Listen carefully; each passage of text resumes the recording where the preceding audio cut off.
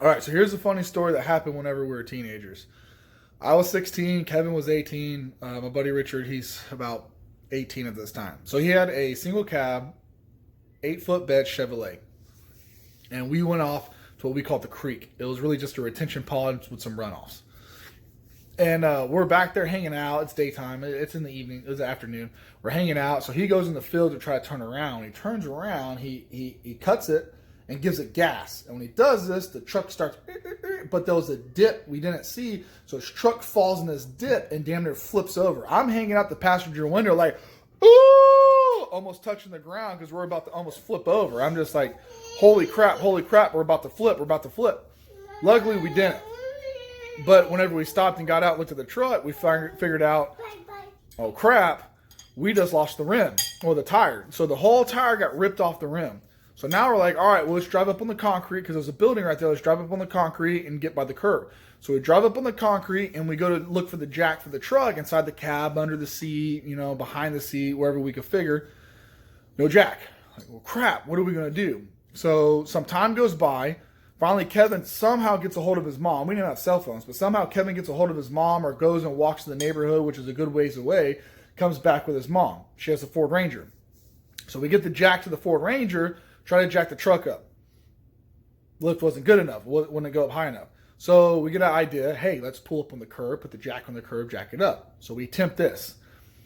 That wasn't really working out. And then when we kind of finally somewhat got it, when we go take the center cap off the hub, off the truck, it had a locking center cap hub. So we couldn't get it off.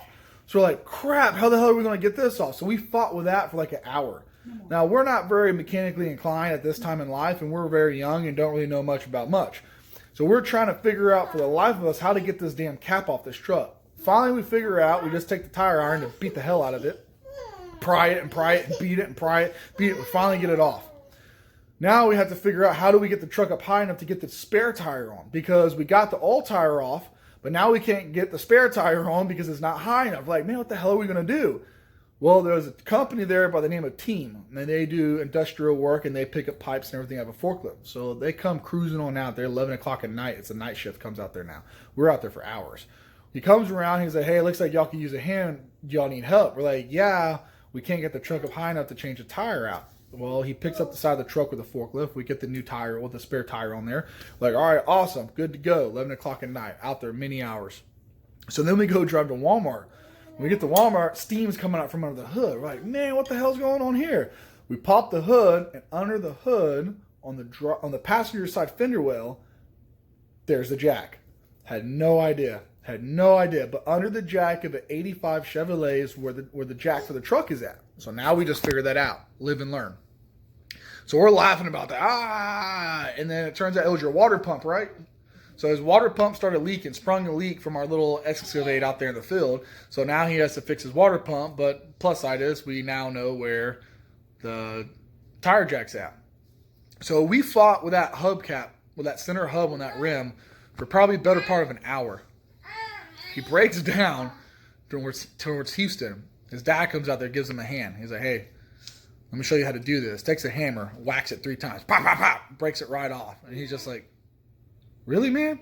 Really? We fought with that thing for like an hour trying to use the key and everything. He's like, nah. Just beat the shit out of it, get it off, replace it later. It's much faster. So, live and learn. Things you do as a kid and you look back as an adult going, God, we were such idiots. But it was good times. Oh, yeah. I forgot about this part. And whenever we had the truck up on the curb, the jack on the curb, the truck on the jack, we still couldn't get it out. So we took the tire iron and we're digging out all the dirt from the curb. And we dug it all out, trying to get it. And we realized that, that's not going to work either. So we just dug up all this dirt and destroyed this landscaping for absolutely nothing. It's just the little things that pop in your head whenever you're younger and you think about, you're like, good God, I would have been so mad if I saw someone out there doing that. Like, what are you doing, you idiot? But, good stuff.